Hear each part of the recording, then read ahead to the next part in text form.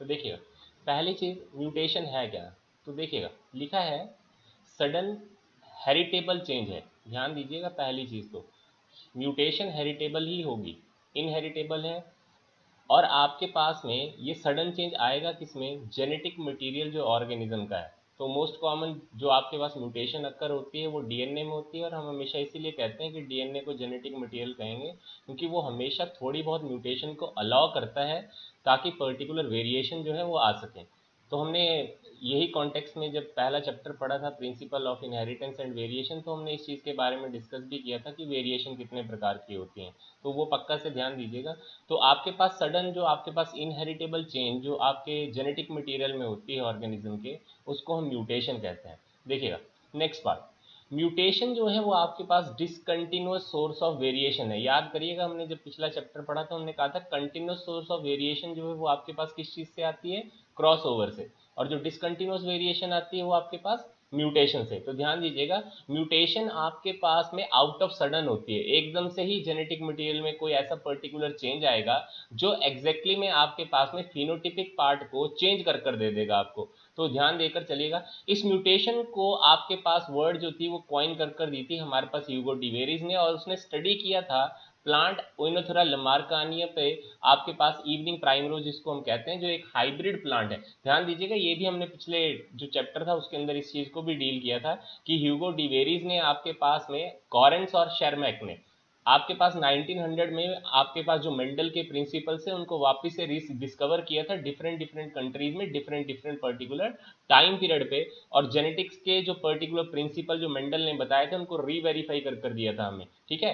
तो ह्यूगो डिवेरिस ने म्यूटेशन को इनोथेरा लमार्कियाना इवनिंग प्राइमरोज आपके पास प्लांट में स्टडी किया, और आपके पास म्यूटेशनल थ्योरी ऑफ इवोल्यूशन उसने प्रपोज की थी, ये पक्का से ध्यान दीजिएगा। और उसके अकॉर्डिंगली जो आपके पास म्यूटेशन होती हैं वो आपके पास डिसकंटिन्यूअस होती हैं। ध्यान दीजिएगा म्यूटेशन कैसी होंगी, डिसकंटिन्यूअस है, कंटिन्यूअस नहीं है। अकॉर्डिंग टू जो आपके पास डार्विन और मेंडल थे, तो डार्विन और मेंडल के अकॉर्डिंगली जो आपके पास वेरिएशन थी वहां पर वो कंटिन्यूअस टाइप की वेरिएशन थी, और कंटिन्यूस टाइप की वेरिएशन एग्जैक्टली में आपके पास इनहेरिटेबल नहीं होती है। मैंने ये पहले भी बताया था कि वो सारी की सारी एग्जैक्टली में क्रॉस ओवर की वजह से आती है, म्यूटेशन जो आपके पास जेनेटिक मटेरियल में नहीं होती है। क्लियर चलेगा। तो आपके पास लिखा है जो आपके म्यूटेशनल थ्योरी ऑफ इवोल्यूशन थी वो आपके पास में डार्विनिज्म के द्वारा सपोर्टेड है।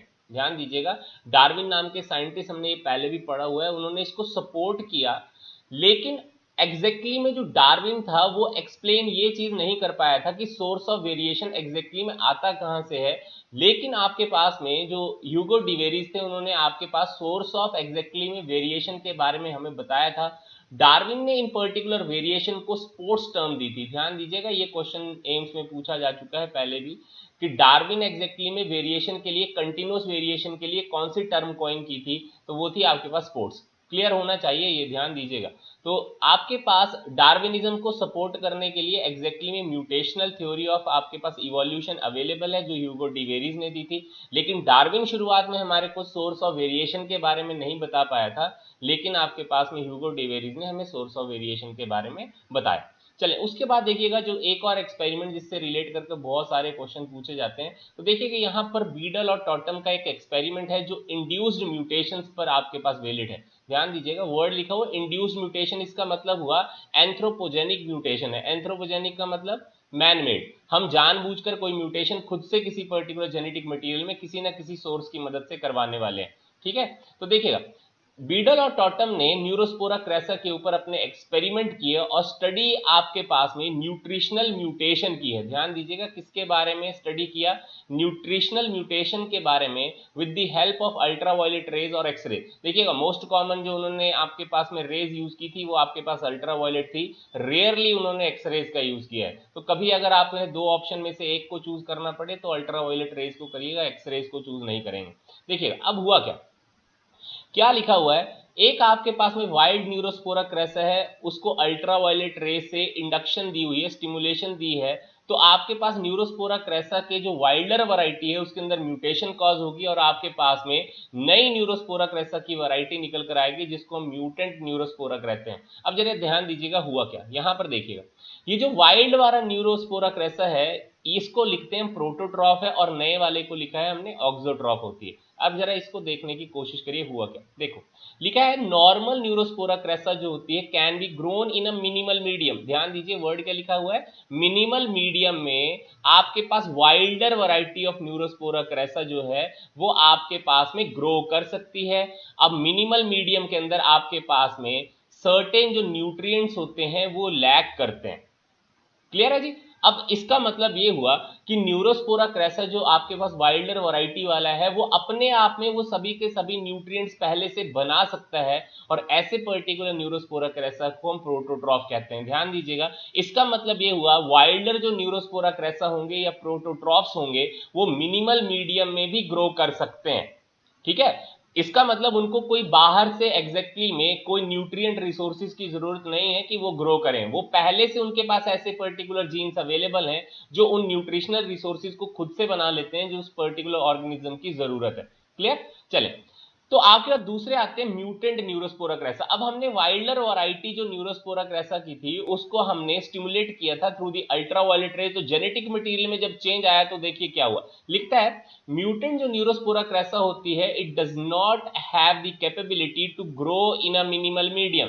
मिनिमल मीडियम में ग्रो करने की उसकी कैपेबिलिटी नहीं है। अब कैपेबिलिटी क्यों नहीं है, क्योंकि जब वाइल्डर न्यूरोस्पोरा क्रैसा को आपने अल्ट्रावायलेट रे से ट्रीट किया था तो ऐसे पर्टिकुलर जीन के अंदर म्यूटेशन कॉज हो गई जो एग्जैक्टली में वो वाले न्यूट्रिएंट्स उसको बनाकर दे सकता था जो उसकी ग्रोथ के लिए चाहिए। इसका मतलब अगर आप म्यूटेंट वाले या ऑक्सोट्रॉफ को आप बेसिकली मिनिमल मीडियम में जिसमें एग्जैक्टली में न्यूट्रिशनल रिसोर्सेज अवेलेबल नहीं होते हैं उसके अंदर आप अगर ये सोचें कि म्यूटेंट वाला न्यूरोस्पोरा क्रैसा जो है वो ग्रो कर जाएगा तो ऐसा नहीं होगा।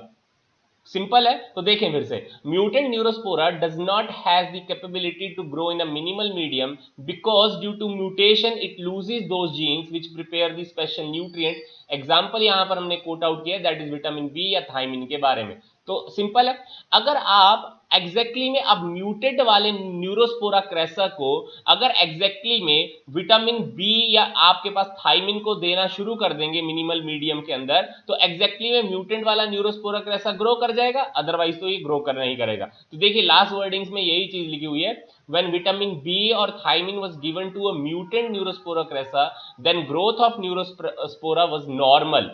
This form is known as auxotroph। तो ध्यान दीजिएगा कई बार एग्जैक्टली में वर्ड प्रोटोट्रॉफ और ऑक्सोट्रॉफ यूज किए जाते हैं और वो आपके पास कंफ्यूजन क्रिएट करते हैं। तो वाइल्ड न्यूरोस्पोरा क्रैसा को जो नेचर में नॉर्मली अपने आप ग्रो करता है उसको कोई न्यूट्रिशनल मीडियम की जरूरत नहीं पड़ती है, उसके पास वो सारे जीन अवेलेबल पहले से हैं जो एग्जैक्टली में उसको जो न्यूट्रिएंट चाहिए वो बना सकते हैं, तो उसको हम कहते हैं प्रोटोट्रॉफ। और म्यूटेंट न्यूरोस्पोरा क्रैसा जो है वो एग्जैक्टली में आपके पास म्यूटेटेड वैरायटी है किसकी, वाइल्ड न्यूरोस्पोरा क्रैसा की। नेचर में म्यूटेंट वाले न्यूरोस्पोरा क्रैसा जो है वो बहुत रेयरली अवेलेबल होते हैं, तो ये पक्का से ध्यान दीजिएगा। तो बीडल और टॉटम ने जो एक्सपेरिमेंट किया वो न्यूरोस्पोरा क्रैसा पे किया और न्यूट्रिशनल म्यूटेशन को या इंड्यूस म्यूटेशन के बारे में उसने हमें बताया और अल्ट्रावायलेट रेज या एक्सरेज का यूज किया, कॉमनली अल्ट्रावायलेट रेज का।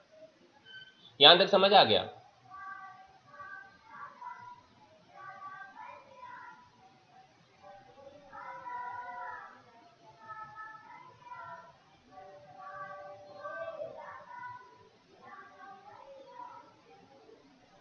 जल्दी से समझ आया कि नहीं आया?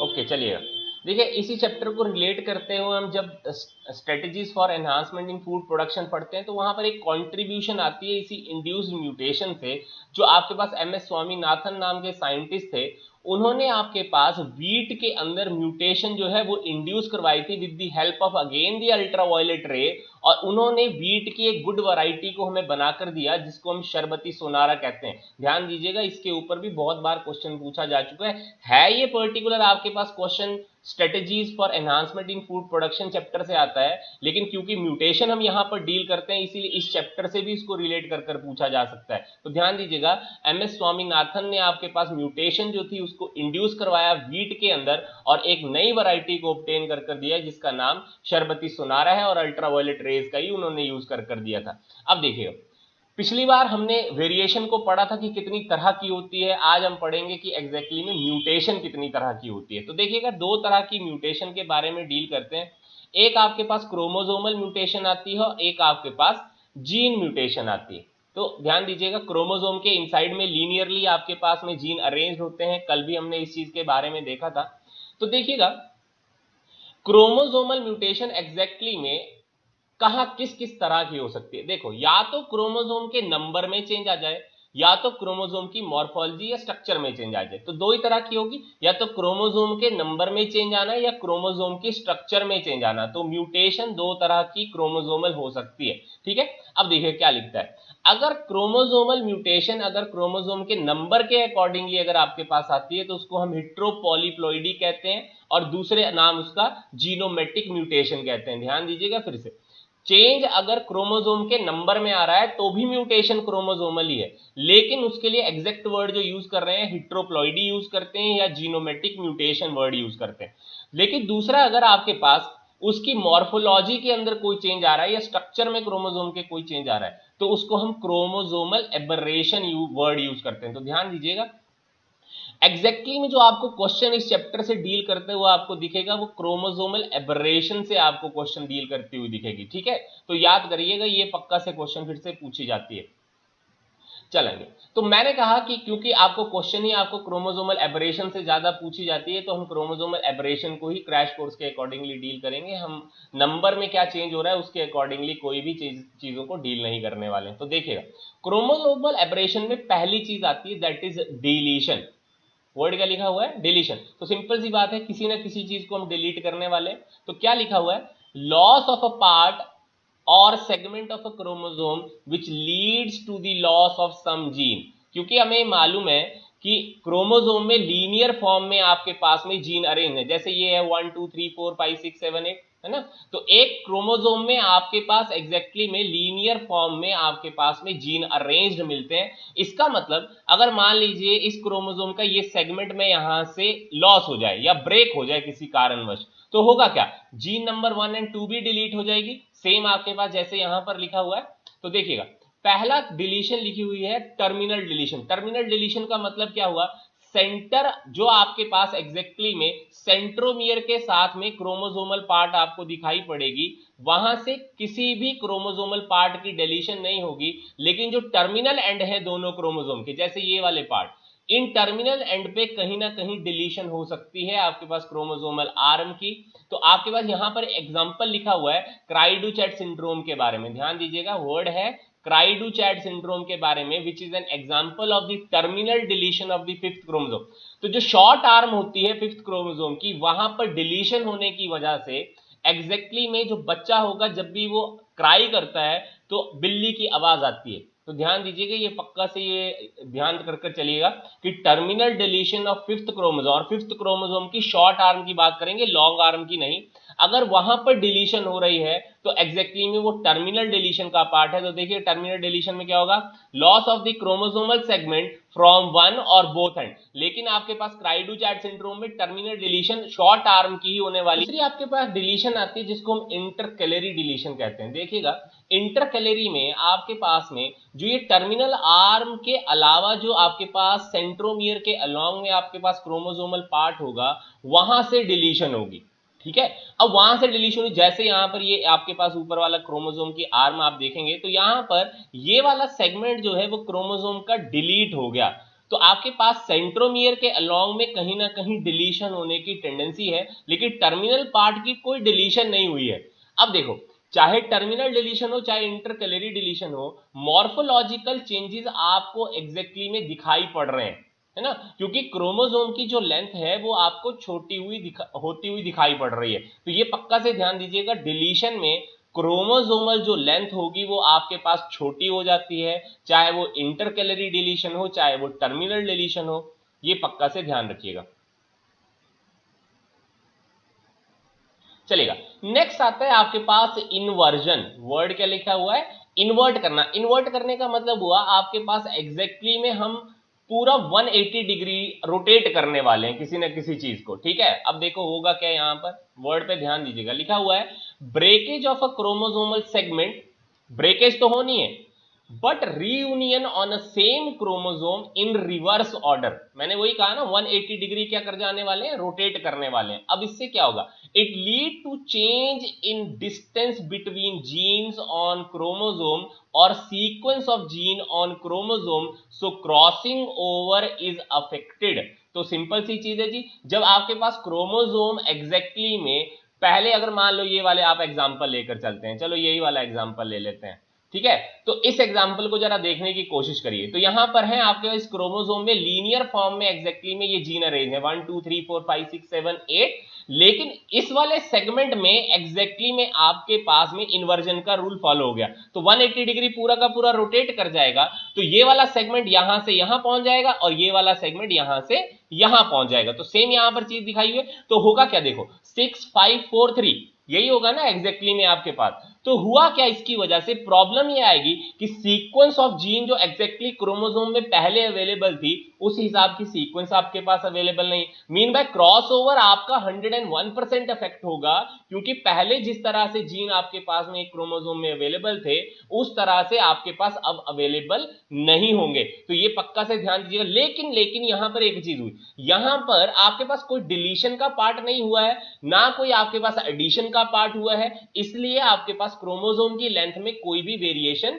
नहीं आपको दिखाई पड़ेगी। ये पक्का से आपने ध्यान देना है। लेकिन इंटरनली जो जीन की सीक्वेंस होगी उसमें आपको चेंज पक्का से दिखाई पड़ेगा। अब देखो क्या लिखता है, लिखता है ये जो इन्वर्जन है ये दो तरह की होती है, एक लिखा हुआ है पैरासेंट्रिक है और एक लिखा हुआ है पेरीसेंट्रिक है। अब ध्यान दीजिए जी, पैरासेंट्रिक में क्या होगा, पैरासेंट्रिक में आपके पास में सेंट्रोमियर, अब चलो मैं वर्ड पढ़ देता हूं फिर आप देखिएगा। देखिए क्या लिखता है, if inversion only occur in one arm and inverted segment do not include the centromere. अब जरा ध्यान दीजिएगा क्या लिखता है, इन्वर्जन आपके पास सिर्फ अगर एक आर्म में होने वाली है, ठीक है। मीन बाय मान लीजिए ये वाला सेगमेंट पहले यहां से क्या हो गया, कट हो गया, और कट होने के बाद में रिवर्स ऑर्डर में वापस से प्लेस हो गया, तो वापस से प्लेस होने पर 7 वाला जो है वो यहां पर चला जाएगा और 6 वाला यहां आ जाएगा। तो अच्छा सॉरी यहाँ पे थोड़ा गलत लिखा हुआ है, यहां पर आपके पास 7 आ जाएगी और यहां पर आपके पास में 6 आ जाएगा। तो ये आपके पास इन्वर्जन कौन से वाली हुई, पैरासेंट्रिक। लेकिन एग्जैक्टली में सेंट्रोमियर की कोई इन्वॉल्वमेंट अभी तक नहीं हुई है, सिर्फ क्रोमोसोम की एक आर्म में ही आपके पास में एग्जैक्टली इन्वर्जन का रूल फॉलो हुआ, जिसको हम पैरासेंट्रिक इन्वर्जन कहते हैं। लेकिन वहीं पर आप दूसरे वाले पार्ट को देखने की कोशिश करिए जिसको हमने लिखा पेरीसेंट्रिक। तो पेरीसेंट्रिक में क्या होगा, आपके पास सेंट्रोमियर की इन्वॉल्वमेंट होने वाली है। तो आपके पास दोनों के दोनों आर्म जो है क्रोमोसोम की सेंट्रोमियर के अलोंग आपके पास इन्वॉल्व हो जाएंगी। जैसे आपके पास क्रोमोसोम की इस आर्म की ये भी इन्वॉल्वमेंट है और क्रोमोसोम की इस आर्म की आपके पास ये भी इन्वॉल्वमेंट है। तो ये सारा का सारा एज एन सेगमेंट जो है इसकी इन्वर्जन होकर आपको ये चीज ऐसे दिखाई पड़ेगी। तो ये हो गई आपके पेरीसेंट्रिक आपके पास इन्वर्जन। भूलिएगा मत, लेंथ ऑफ द क्रोमोसोम में कोई फर्क नहीं पड़ने वाला है। मीन बाय मॉर्फोलॉजिकल वेरिएशन को नोट करना बहुत ज्यादा मुश्किल होगा, लेकिन माइक्रोस्कोपिकली अगर आप देखेंगे तो जीन की आपके पास सीक्वेंस में वेरिएशन आ चुकी होगी, क्रॉस ओवर पूरी तरह से अफेक्ट हो चुका होगा। चलेंगे नेक्स्ट आती है आपके पास डुप्लीकेशन। डुप्लीकेशन का मतलब हुआ डबल हो जाना। तो देखिए क्या लिखता है, occurrence of a chromosome segment twice on a chromosome। Chromosome का सेगमेंट आपको एग्जैक्टली में 2 बार सेम वाला रिपीट होता हुआ दिखाई पड़ेगा। लिखिए देखिएगा फिर क्या लिखा, if in this segment any recessive gene is present then it given its expression due to homozygous condition. अब देखिएगा, हमें जब जेनेटिक्स के बारे में हमने पढ़ा तो मान लो आपके पास टॉल जो थी वो डोमिनेंट थी आपके पास ड्वार्फ के ऊपर, यही पढ़ा था ना हमने मेंडल के अकॉर्डिंगली। अब होता क्या है, ड्वार्फ वाला अपना एक्सप्रेशन कभी भी हेटेरोजाइगस स्टेट में तो दे ही नहीं सकता है। वो कब देगा, जब एग्जैक्टली में जो स्टेट होगी वो होमोजाइगस रिसेसिव वाली स्टेट अवेलेबल होगी, तभी आपके पास रिसेसिव वाले जीन के एक्सप्रेशन आपको दिखाई देते हैं। अब सेम चीज यहां पर भी यही चीज लिखी हुई है। ये क्या लिख रहा है, अगर आपके पास सेगमेंट में कहीं ना कहीं रिसेसिव वाले जीन हो और वही वाला सेगमेंट एग्जैक्टली में डुप्लीकेट कर जाए तो उस रिसेसिव वाले जीन के एक्सप्रेशन आपको दिखाई पड़ेंगे, और कहीं ना कहीं अगर वो रिसेसिव वाला जीन जो है वो अगर लीथल हो गए तो कहीं ना कहीं ऑर्गेनिज्म की डेथ हो सकती है। ये पक्का से आपने ध्यान देते हुए चलना है। जैसे आपके पास यहां पर एग्जांपल लिखा हुआ है, एक क्रोमोसोम की एक आर्म, ये क्रोमोसोम की दूसरी आर्म, तो 5, 6, 7, 8 वाला जो आपके पास क्रोमोसोमल सेगमेंट है वो रिपीट कर गया है, तो डुप्लीकेट कर कर आपको ये चीज दिखाई पड़ रही है। इसका मतलब अगर 5, 6, 7, 8 जो जीन है आपके पास वो रिसेसिव वाला हुए और उनकी अगर डुप्लीकेशन हो गई और डुप्लीकेशन होने के बाद अगर उन्होंने एक्सप्रेशन देना शुरू किया और अगर वो पर्टिकुलर रिसेसिव जीन अगर लीथल है, तो इसका मतलब ये है कि it can cause the organisms death. ध्यान दीजिएगा, ये पक्का से आपने ध्यान देकर चलना है। देखिएगा एक एग्जांपल लिखा हुआ है यहां पर जो डुप्लीकेशन से रिलेट करता है, जो है आपके पास ड्रोसोफिला में बार आई कैरेक्टर। क्या लिखा है? ड्रोसोफिला में bar eye character is observed due to the duplication of the X chromosome. ध्यान दीजिएगा, ये क्वेश्चन भी पूछा जा चुका है। बार आई कैरेक्टर जो है वो क्यों आपको ड्रोसोफिला में दिखाई पड़ती है? क्योंकि जो एक्स क्रोमोसोम है आपके पास ड्रोसोफिला का, उसकी डुप्लीकेशन हो जाती है। अब इस पर्टिकुलर कैरेक्टर में होता क्या है कि आपके पास जो आईज होंगी वो नैरोअर होती हैं as comparison to the normal shape of the eyeball. Simple है जी, बार आई कैरेक्टर के अंदर आपके पास जो आईज होंगी वो नैरोअर होती हैं as comparison to a normal eye shape. Otherwise अगर ये बार आई कैरेक्टर नहीं होता, एक्स क्रोमोसोम की डुप्लीकेशन नहीं होती, तो एग्जैक्टली में नॉर्मल शेप ऑफ आई ही आपको हमेशा दिखाई पड़ती। लेकिन क्योंकि आपके पास डुप्लीकेशन हो गई है तो आपको ऐसी चीज नहीं दिखाई पड़ेगी। चलें, नेक्स्ट पार्ट आती है आपके पास ट्रांसलोकेशन। अब देखिएगा ट्रांसलोकेशन में आपके पास क्या होगा, अभी तक आप चाहे डुप्लीकेशन पढ़ते हैं, चाहे इन्वर्जन पढ़ते हैं, चाहे डिलीशन पढ़ते हैं, ये सारी की सारी चीज आपके पास होमोलोगस क्रोमोसोम पे हो रही थी। लेकिन जब ट्रांसलोकेशन के बारे में हम बात करेंगे तो हम बात करेंगे नॉन होमोलोगस क्रोमोसोम के बारे में। अब देखिए होता क्या ट्रांसलोकेशन में, in this a part of chromosome is broken, पहली चीज तो वही हो गई, and may be joined with non-homologous chromosome. This is also known as illegitimate crossover और इलीगल क्रॉसओवर। क्रॉसओवर तो एग्जैक्टली में आपके पास होमोलोगस क्रोमोसोम में होता है, सबको पता है। लेकिन अगर एग्जैक्टली में क्रॉसओवर आपके कहीं ना कहीं नॉन होमोलोगस क्रोमोसोम में होती है, तो वो आपके पास इलीगल क्रॉसओवर है और उसके लिए रिस्पॉन्सिबिलिटी है आपके पास ट्रांसलोकेशन की। चलिएगा, तो क्या लिखता है, ट्रांसलोकेशन 3 तरह की है। कितनी तरह के बारे में बात करते हैं? ट्रांसलोकेशन 3 तरह की। अब देखो ये क्रोमोसोम की आपके पास मान लीजिए एक आर्म है, ये दूसरे क्रोमोसोम नॉन होमोलोगस के बारे में बात कर रहे हैं। और ध्यान दीजिएगा अब हुआ क्या, देखो इस क्रोमोसोम की आपके पास ये वाली आर्म ब्रोकन हो गई, टूट गई, और ये वाली आर्म यहां से छूटकर दूसरे वाले क्रोमोसोम की आर्म के साथ में चिपक गई। ये हो गया जी। तो सेम चीज आपके पास रिजल्टेंट ये आएगा, इसका रिजल्टेंट ये आएगा। तो यहां पर एक क्रोमोसोम की लेंथ आपके पास बढ़ती हुई आपको दिखाई पड़ रही है और दूसरे क्रोमोसोम की लेंथ आपको घटते हुए दिखाई पड़ रही है। अब देखो पहला चीज लिखी हुई है सिंपल ट्रांसलोकेशन। तो सिंपल ट्रांसलोकेशन में सिंपल ही चीज होगी, कोई ना कुछ। क्या लिखा है, when a chromosome segment break and attaches to the terminal end of the non homologous chromosome, हमेशा कहां पर एडिशन होनी चाहिए, टर्मिनल ही। अगर टर्मिनल के अलावा अगर आपके पास कहीं पर एडिशन होगी तो उसको सिंपल ट्रांसलोकेशन हम नहीं कहेंगे। चले नेक्स्ट आती है आपके पास इंटरस्टिशियल और शिफ्ट ट्रांसलोकेशन। अब देखिएगा इंटरस्टिशियल या शिफ्ट ट्रांसलोकेशन में क्या होगा, आपके पास टर्मिनली कभी भी एग्जैक्टली में आपके पास एडिशन नहीं होने वाली। जैसे मान लीजिए ऊपर वाली ही चीज है, तो मान लो ये आपके पास 5 और 6 जीन जहां पर क्रोमोसोम के सेगमेंट में पाए जा रहे हैं, यहां से ये ब्रोकन हो गए, ये टूट गए, और आपके पास नॉन होमोलोगस क्रोमोसोम की आर्म में कहीं पर बीच में जाकर एग्जैक्टली में ऐड ऑन हुए। तो टर्मिनली तो ऐड ऑन हुए नहीं है, इसीलिए एग्जैक्टली में इसके लिए वर्ड क्या यूज करेंगे, दैट इज इंटरस्टिशियल और शिफ्ट ट्रांसलोकेशन। ये आपसे क्वेश्चन पूछी जाती है, शिफ्ट ट्रांसलोकेशन होती क्या है। अब चलिएगा लास्ट पार्ट आपके पास आता है जिसको हम कहते हैं रेसिप्रोकल ट्रांसलोकेशन। अब देखिए रेसिप्रोकल ट्रांसलोकेशन में क्या होगा, अभी तक देखिएगा यहां पर दोनों ही सिंपल और इंटरस्टिशियल में क्या हो रहा था, क्रोमोसोम की एक आर्म आपके पास एग्जैक्टली में टूट रही थी और दूसरे क्रोमोसोम की आर्म के साथ जोड़ रही थी। लेकिन रेसिप्रोकल ट्रांसलोकेशन में क्या होगा, नॉन होमोलोगस क्रोमोसोम की एग्जैक्टली में तो दोनों आर्म होंगी, उसका एक्सचेंज होने वाला है। जैसे यहां पर देखिएगा ये आपके पास में लिखा हुआ है रेसिप्रोकल में एक्सचेंज होगा सेगमेंट का बिटवीन 2 होमोलोगस नॉन होमोलोगस आपके पास क्रोमोसोम है। तो मान लीजिए जैसे ये चीज है, तो ये आपके पास 5th एंड 6th जीन वाला जो क्रोमोसोमल सेगमेंट है वो यहां से ब्रोकन आउट हो गया, और यहां से आपके पास ई और एफ वाला जो आपके पास क्रोमोसोमल सेगमेंट है वो ब्रेकआउट हो गई है। तो ये वाला एग्जैक्टली में सेगमेंट जो है इस वाले के साथ में आपके पास जुड़ जाएगा और ये वाला सेगमेंट आपके पास इस वाले आपके पास नॉन होमोलोगस क्रोमोसोम के साथ जुड़ जाएगा। तो रिजल्टेंट आपके पास ये मिलेंगे। तो इसका मतलब ये हुआ एक्सचेंज हुआ, दो नॉन होमोलोगस क्रोमोसोम के बीच में एग्जैक्टली में एक्सचेंज हुई है क्रोमोसोमल सेगमेंट की, तो जीन भी एक्सचेंज हो गए।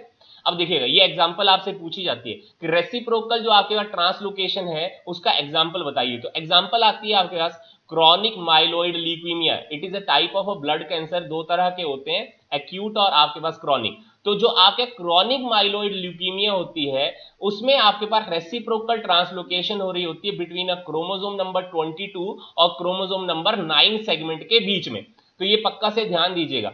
और मैंने अभी थोड़ी देर पहले भी बताया था, नोट कर कर रखिएगा कि अगर आपके पास होमोलोगस क्रोमोसोम के बीच में एग्जैक्टली में अगर कोई एक्सचेंज टेक प्लेस करती है तो उसको हम क्रॉसओवर कहते हैं। लेकिन नॉन होमोलोगस जो है अगर उसके बीच में अगर कहीं ना कहीं आपके पास एक्सचेंज ऑफ सेगमेंट होगा तो वो क्रॉसओवर नहीं होगा, वो इलीगल क्रॉसओवर है और उसके लिए कारण है आपके पास में ट्रांसलोकेशन।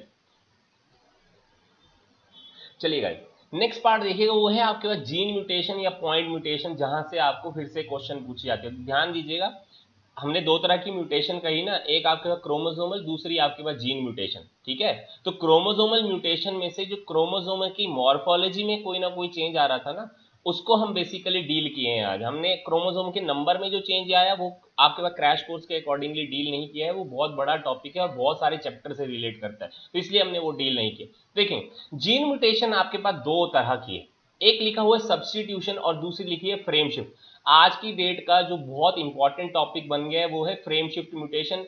एवरी ईयर आपको फ्रेम शिफ्ट म्यूटेशन से क्वेश्चन मिलेगी अब। ठीक है, तो देखिएगा, पहला आता है आपके पास सब्स्टिट्यूशन। तो जीन के बारे में पढ़ रहे हैं हम, क्रोमोसोम के इनसाइड में जीन है। ठीक है, अब क्रोमोसोम से कोई लेना देना नहीं है, क्रोमोसोम के इनसाइड में जो लीनियर फॉर्म में अरेंजमेंट जीन की पड़ी है उससे बात कर रहे हैं। तो देखिएगा सब्स्टिट्यूशन में क्या होगा, तो सब्स्टिट्यूशन में क्या हुआ, replacement of one nitrogenous base by another nitrogenous base.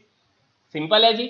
तो नाइट्रोजनस बेसिस हमें पता है एडेनिन होते हैं, ग्वानिन होते हैं, आपके साइटोसिन हो गई, यूरेसिल हो गए। अब डीएनए की बात करेंगे तो यूरेसिल नहीं होगी, उसकी जगह पर थाइमिन होने वाली है। तो देखिए क्या हुआ, replacement of one nitrogenous base by another nitrogenous base is specifically being termed as the substitution. अब देखिएगा, सब्स्टिट्यूशन बेसिकली आपके पास दो तरह की हो सकती है, एक ट्रांजिशन और दूसरी आपके पास ट्रांसवर्शन। अब देखिएगा ट्रांजिशन में क्या हुआ, ट्रांजिशन में आपके पास एक प्यूरिन की रिप्लेसमेंट अनदर प्यूरिन से ही होगी, या आपके पास पायरिमिडिन की रिप्लेसमेंट आपके पास में पायरिमिडिन से ही होगी। तो ये पर्टिकुलर जो आपके पास रिप्लेसमेंट होगी इसको हम कहेंगे ट्रांजिशन। तो आपको पायरिमिडिन तो पता ही होंगे, that is cytosine, thymine and uracil. अगर यूरेसिल तो बेसिकली आरएनए की बात करेंगे। इसके अलावा जो आपके पास बच गए वो आपके पास हुए प्यूरिन। तो प्यूरिन को अगर प्यूरिन रिप्लेस करे और पायरिमिडिन को अगर पायरिमिडिन लगातार रिप्लेस करे तो it is a type of a substitution that is being termed as transition. Transversion में क्या होगा, ट्रांसवर्जन में आपके पास purine can be replaced by pyrimidine और pyrimidine can be replaced by purine. It is specifically being termed as transversion. तो ध्यान दीजिएगा, प्यूरिन को पायरिमिडिन से रिप्लेसमेंट हुई है और आपके पास पायरिमिडिन या प्यूरिन से रिप्लेस हुआ है, तो इस पर्टिकुलर टाइप ऑफ सब्स्टिट्यूशन को हम ट्रांसवर्जन कहते हैं। क्लियर हो गया, चलिएगा। अब जरा सा ध्यान दीजिएगा, पिछले वाले पार्ट के अंदर कहीं ना कहीं हम डिलीशन के बारे में पढ़ रहे थे। ठीक है, जब क्रोमोसोमल की बात आई थी, तो यहां पर जरा वर्ड पे ध्यान दीजिएगा, लिखा हुआ है फ्रेम शिफ्ट म्यूटेशन या जिब्रिश म्यूटेशन। अब जरा ध्यान दीजिए क्या लिखा है, लॉस और एडिशन ऑफ वन और two nitrogenous bases in a structure of DNA, so complete reading of genetic code is change. अब देखिएगा वर्ड यहां पर एड ऑन हो गया एक, दैट इज जेनेटिक कोड। तो हमें पता है कि जेनेटिक कोड हमेशा ट्रिपलेट फॉर्म में पाए जाते हैं। अब देखिएगा फ्रेम शिफ्ट म्यूटेशन क्या होती है, ऐसी पर्टिकुलर म्यूटेशन जहां पर एक या दो नाइट्रोजनस बेस की एडिशन या डिलीशन होने की वजह से वो पर्टिकुलर फ्रेम आपके पास फुली डिविजिबल बाय 3 नहीं होता है। तो अगर फुली डिविजिबल बाय 3 नहीं है तो हम कहेंगे कि एग्जैक्टली में आपके पास फ्रेम शिफ्ट म्यूटेशन आपके पास में नहीं है। अब फिर से ध्यान दीजिएगा, तो फ्रेम शिफ्ट म्यूटेशन क्या होगी, ऐसी पर्टिकुलर म्यूटेशन जहां पर फ्रेम जो है वो एग्जैक्टली में पूरी तरह से डिविजिबल बाय आपके पास 3 हो। अगर वो डिविजिबल बाय 3 नहीं है तो हम कहेंगे कि फ्रेम शिफ्ट म्यूटेशन आपके पास हैपन हो रही है। जैसे मान लीजिए आपके पास एक फ्रेम लिखी हुई है, तो आपके पास एग्जैक्टली में ऐसे तो कोई स्पेसिस तो नहीं होते हैं ना, लेकिन हमने यहाँ स्पेसिस देकर आपको दिखाए हैं ताकि आपको थोड़ा सा आसानी हो जाए। तो एक जेनेटिक कोड, ये दूसरा जेनेटिक कोड, लेकिन आपको कंटिन्यूस फ्रेम में इसको रीड डाउन करना है, ठीक है।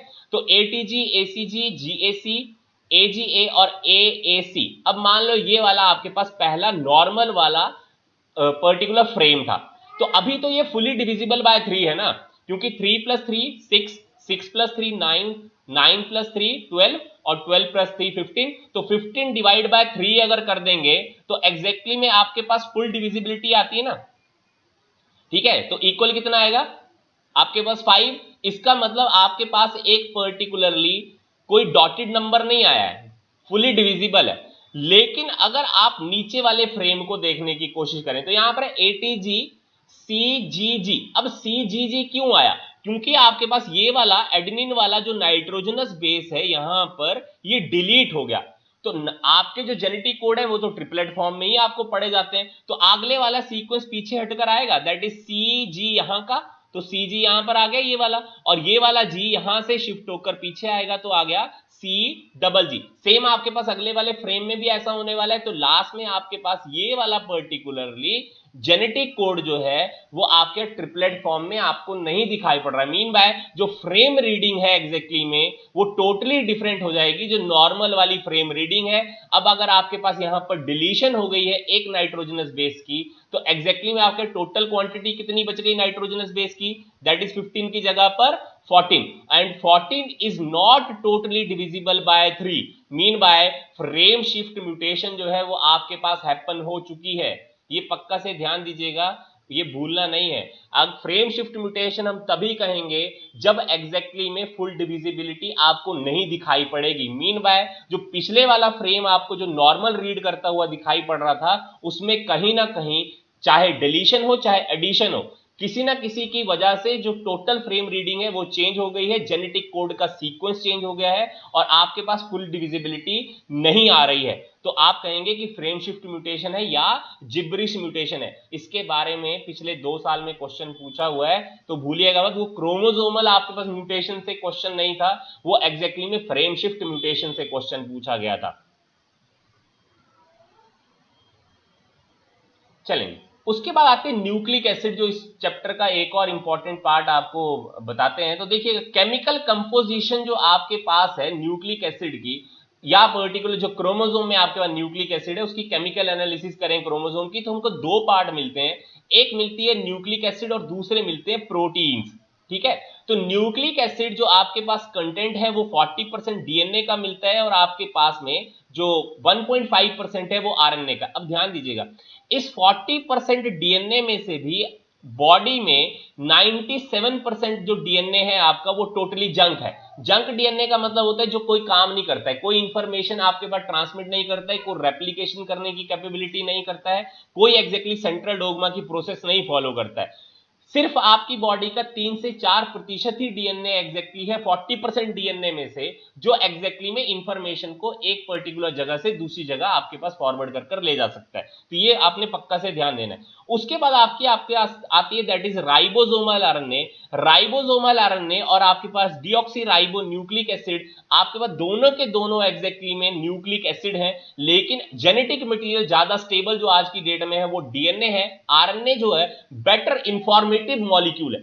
इंफॉर्मेटिव मॉलिक्यूल को हम ये पढ़ते हैं कि इंफॉर्मेशन को एक जगह से दूसरी जगह ट्रांसफर करवाने की अगर बात आएगी ना तो हम कहेंगे आरएनए ज्यादा बेटर मॉलिक्यूल है। लेकिन डीएनए जो है वो हमें क्योंकि थोड़ी बहुत म्यूटेशन लगातार अलाउ करता है, जिसकी वजह से ऑर्गेनिज्म में लगातार थोड़ी बहुत वेरिएशन आती रहती है, जनरेशन टू जनरेशन आपको पर्टिकुलर उन वेरिएशन को नोट डाउन करने में आसानी होती है। इसलिए जेनेटिक मटेरियल जो है वो ज्यादा स्टेबल है, आरएनए ज्यादा स्टेबल नहीं है। दूसरी एक और प्रॉब्लम है, प्रॉब्लम ये है कि जो डीएनए का मॉलिक्यूल है वो आपके पास में ज्यादा स्टेबल इसलिए भी है क्योंकि वो ज्यादा रिएक्टिव नहीं है, लेकिन आरएनए के मॉलिक्यूल ज्यादा रिएक्टिव है। उसका कारण ये है क्योंकि इसके पास 2 आपके पास एग्जैक्टली फंक्शनल ग्रुप अवेलेबल होते हैं, लेकिन यहां पर एक फंक्शनल ग्रुप की डीएनए के अंदर उसका लॉस हो जाता है क्योंकि ऑक्सीजन लॉस हो गई, इसलिए वर्ड क्या लिखा, deoxy ribo nucleic acid. Clear. अब चलेगा दूसरा जो आपके पास में केमिकल एनालिसिस और क्रोमोसोम पे हमें कंटेंट मिलता है वो है प्रोटीन का, जिसमें दो तरह के कंटेंट मिलते हैं। एक मिलती है हिस्टोन प्रोटीन जो आपके पास बेसिक प्रोटीन्स हैं जो 50% कॉन्स्टिट्यूएंट बनाती हैं, और इसके अलावा आपके पास प्रोटामीन्स होती हैं, ठीक है। और नॉन हिस्टोन जो प्रोटीन होती है वो एसिडिक प्रोटीन है जो आपके पास 8.5% आपके पास क्रोमोसोमल पार्ट की आपके पास केमिकल कॉन्स्टिट्यूशन हमें बनाकर देती है। तो ध्यान दीजिएगा 50% आपके पास हिस्टोन ही प्रोटीन है क्रोमोसोम में, 8.5% आपके पास में एसिडिक प्रोटीन है जिसको नॉन हिस्टोन। अब ये नॉन हिस्टोन प्रोटीन बेसिकली क्या होती है, जैसे हम कह दें कि एंजाइम्स हो गए, डीएनए पॉलीमरेज हो गया, आरएनए पॉलीमरेज हो गई, ये सारी आपके पास नॉन हिस्टोन टाइप की प्रोटीन्स आती हैं। तो ये ध्यान देखते हुए चलिएगा, कभी कभार क्वेश्चन भी पूछ लेते हैं इससे। तो देखिए पहले आपके पास डीएनए, इसको हम पहले भी कई बार डिस्कस कर चुके हैं। तो डीएनए जो है वो आपके पास डिस्कवर किया था मिशर ने, और इस टर्म को कॉइन किया था ज़ेकैरिस ने। ध्यान दीजिएगा ये दोनों क्वेश्चन फिर से पूछे हुए हैं। डिस्कवरी ऑफ डीएनए मिशर ने की थी, और डीएनए टर्म आपके पास में ज़ेकैरिस ने आपके पास इंट्रोड्यूस कर दी थी। अब देखिएगा डीएनए में आपके पास होता क्या, डीएनए कैसी शुगर है आपके पास, उसमें दैट इज पेंटोज शुगर है। लेकिन पेंटोज शुगर का कौन सा पार्ट है, that is deoxyribo sugar. Biomolecule अगर याद हो तो मैंने वहां पर भी इस चीज के बारे में बताया था कि पेंटोज शुगर दो तरह की होती है, एक आपके पास में राइबो शुगर और दूसरी आपके पास डीऑक्सीराइबो शुगर। तो डीएनए में आपके पास एक ऑक्सीजन कम होती है, इसीलिए डीऑक्सीराइबो शुगर है। चार तरह के आपके पास नाइट्रोजनस बेस हैं, that is adenine, thymine, guanine and cytosine. Clear. Wilkin और फ्रैंकलिन ने आपके पास डीएनए के मॉलिक्यूल को एक्सरे क्रिस्टलोग्राफी की मदद से आपको स्टडी कर दिया था, और उसी स्टडी की मदद कर आपके पास वॉटसन और क्रिक ने 1953 में बीडीएनए की आपके पास में डबल हेलिक्स मॉडल को एक्सप्लेन कर दिया। ध्यान दीजिएगा वर्ड क्या लिखा है मैंने, बीडीएनए। डीएनए ए भी है, डीएनए बी भी है, सी भी है, डी भी है और जेड भी है। लेकिन एग्जैक्टली में जो वॉटसन और क्रिक ने हमें जिस डीएनए के बारे में हमें एक्सप्लेनेशन कर दी थी वो बी डीएनए था।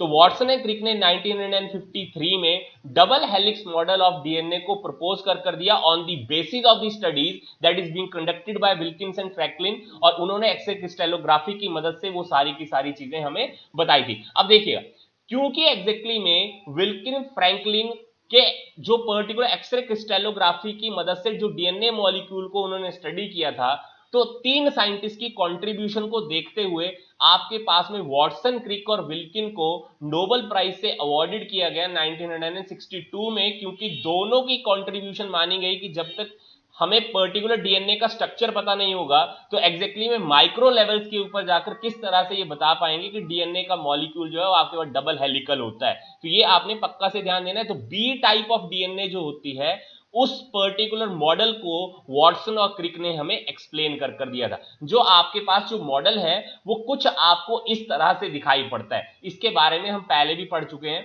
देखिए आपके पास में हमें पहले से मालूम है कि 5' to 3' एंड जो होती है आपके पास डीएनए की सिंथेसिस होती है, डबल हेलिकल आपके पास स्ट्रक्चर होता है, और एंटी पैरेलल आपके पास पर्टिकुलरली जो दोनों स्ट्रैंड्स होते हैं। मीन बाय एक आपके पास 5' to 3' एंड होती है और दूसरी आपके पास 3' to 5' एंड होती है। ये हमें पहले से पता है। अब लेंथ ऑफ द क्रोमोसोम जो है आपके पास, लेंथ ऑफ द डीएनए जो है आपके पास 2.2 मीटर होती है, जो आपके पास एक छोटे से सेल में आ जाती है। तो इसके बारे में भी आप अगर पढ़ेंगे तो न्यूक्लियोसोम के बारे में आपने पढ़ा होगा, मेरा यूट्यूब के ऊपर उसका वीडियो भी है, आप उसको भी देख सकते हैं कि न्यूक्लियोसोम आपके पास किस तरह से एग्जैक्टली में 2.2 मीटर डीएनए को एक छोटे से सेल के अंदर वो फिट करने में आपको हेल्प करता है। अब देखिएगा लेंथ ऑफ डीएनए को डिक्टेट करने के लिए हम किन किन चीजों की मदद लेते हैं, तो किस चीज की मदद लेते हैं। अब जरा यहां पर देखिएगा ये बहुत बड़ा डिप्रेशन है और एक यहां पर भी बहुत बड़ा डिप्रेशन है।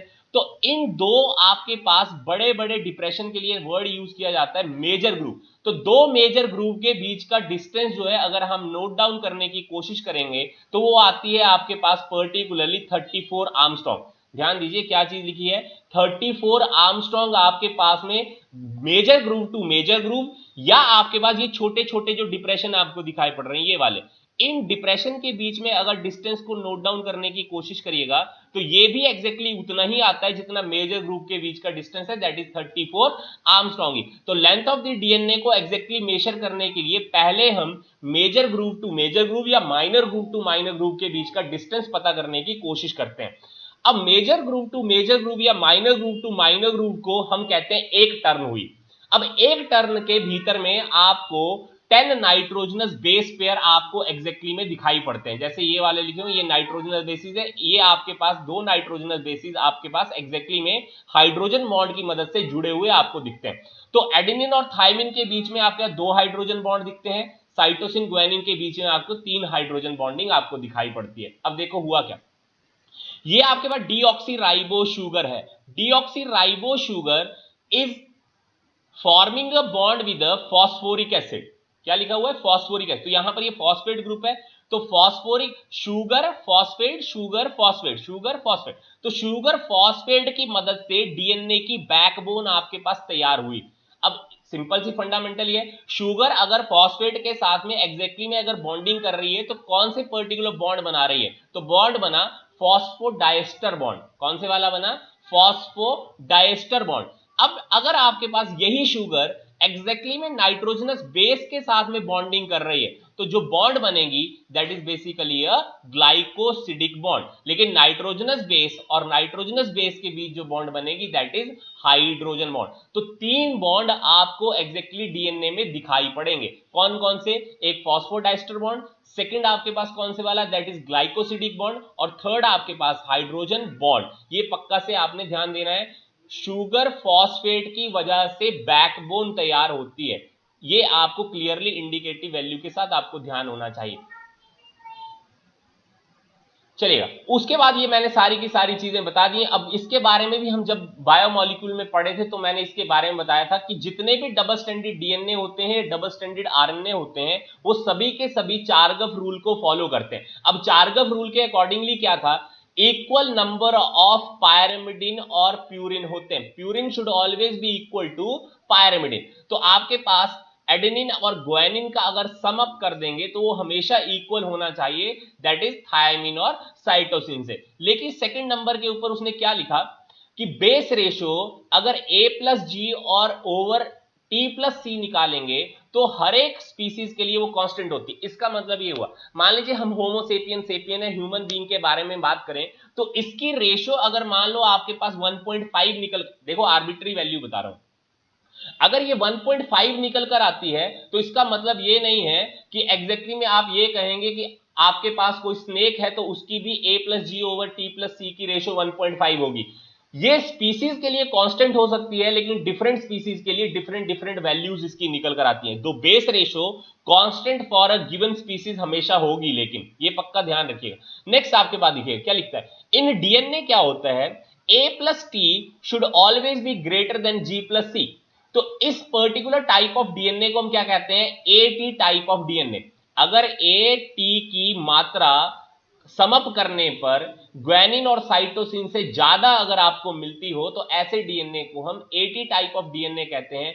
तो base ratio of 80 type of DNA should always be more than 1। ध्यान दीजिएगा क्या लिखा है, बेस रेशियो आपके पास में मोर देन अगर 1 आती है तो हम कहेंगे ये किस तरह का डीएनए है, दैट इज यूकैरियोटिक डीएनए। लेकिन अगर आपके पास G प्लस सी की जो आपके पास समअप करने पर वैल्यू A प्लस टी से ज्यादा आती है तो हम कहेंगे GC टाइप ऑफ डीएनए है। तो बेस रेशियो जो आपके पास GC टाइप डीएनए की होगी वो हमेशा लेस देन 1 होगी और हम कहेंगे कि वो वाला डीएनए कैसा है, प्रोकैरियोटिक डीएनए होती है।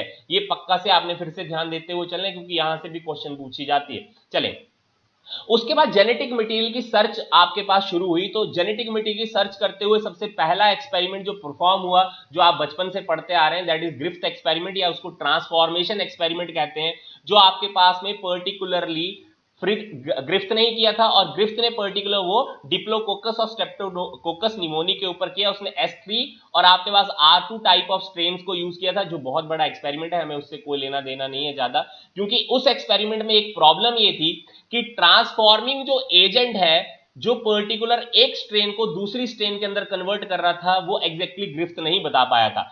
तो उसी पर्टिकुलर जो आपके पास ट्रांसफॉर्मिंग एजेंट है उसका बायोकेमिकल नेचर को स्टडी करने के लिए आपके पास 3 साइंटिस्ट आए जिनका नाम था एवरी मैक्लोइड और मैकार्टी। 1944 में उन्होंने इन विट्रो स्टडी की और उस ट्रांसफॉर्मिंग सब्सटेंस को डिक्टेट करने की कोशिश की और उन्होंने ये बताया कि एग्जैक्टली में वो जो ट्रांसफॉर्मिंग सब्सटेंस थी वो डीएनए थी, वो कोई और पर्टिकुलर मॉलिक्यूल नहीं था। लेकिन जो ग्रिफ्थ का एक्सपेरिमेंट, जो ट्रांसफॉर्मेशन एक्सपेरिमेंट था, उसमें ट्रांसफॉर्मेशन जो मॉलिक्यूल है उसके केमिकल नेचर के बारे में ग्रिफ्थ को पता नहीं था। लेकिन एवरी, मैक्लोइड और मैकार्टी ने उस पर्टिकुलर केमिकल नेचर को हमें डिक्टेट कर दिया था और ये बताया था कि उस पर्टिकुलर जो ट्रांसफॉर्मिंग एजेंट है उसका जो नेचर है या उसका जो पर्टिकुलर सब्सटेंसिव एजेंट्स है वो डीएनए है, ना तो आरएनए है, ना तो प्रोटीन है। तो ये चीज पहली चीज आपने ध्यान रखनी है। चले दूसरी चीज क्या याद रखनी है, वो ये है, देखो क्या लिखता है, फुल प्रूफ जो एविडेंस हमें मिलता है जिसको हम यूनिवोकल प्रूफ कहते हैं, जिसको हम पूरी तरह से ये मानते हैं कि जिसने हमें ये बताया कि डीएनए ही एज एन जेनेटिक मटेरियल है, वो बैक्टीरियोफाज एक्सपेरिमेंट थी जिसमें हमने T2 फेज का यूज किया था और इश्चेरिचिया कोलाई बैक्टीरिया का यूज किया था।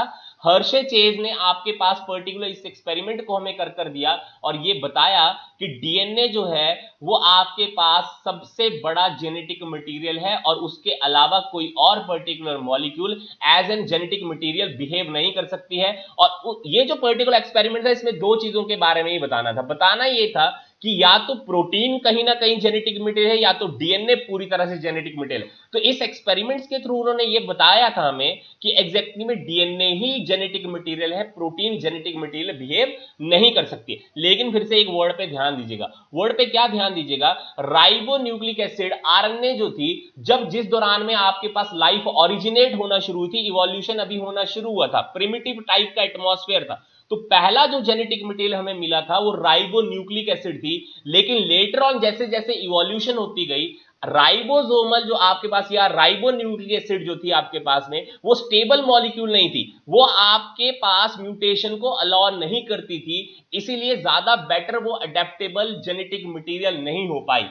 अब दूसरी बात, लेकिन मैंने फिर एक चीज कही थी कि आरएनए जो है वो ज्यादा बेटर ट्रांसमिशन ऑफ इंफॉर्मेशन करती है, क्योंकि हमारे पास जो आरएनए है वो तीन तरह के होते हैं, सबने पढ़ा है, राइबोसोमल आरएनए होती है, मैसेंजर आरएनए होती है और ट्रांसफर आरएनए। तो जो मैसेंजर आरएनए है वो ज्यादा बेटर आपके पास मॉलिक्यूल है in order to transfer the information from a particular one place to another place. जैसे हमें पता है कि मैसेंजर आरएनए जो है वो न्यूक्लियस से साइटोप्लाज्म तक इंफॉर्मेशन कैरी फॉरवर्ड कर लेकर आता है, तभी जाकर एग्जैक्टली में आपके जो राइबोसोम्स होते हैं वो प्रोटीन की सिंथेसिस करवा पाते हैं, अदरवाइज वो पर्टिकुलर सिंथेसिस प्रोटीन की नहीं हो पाती।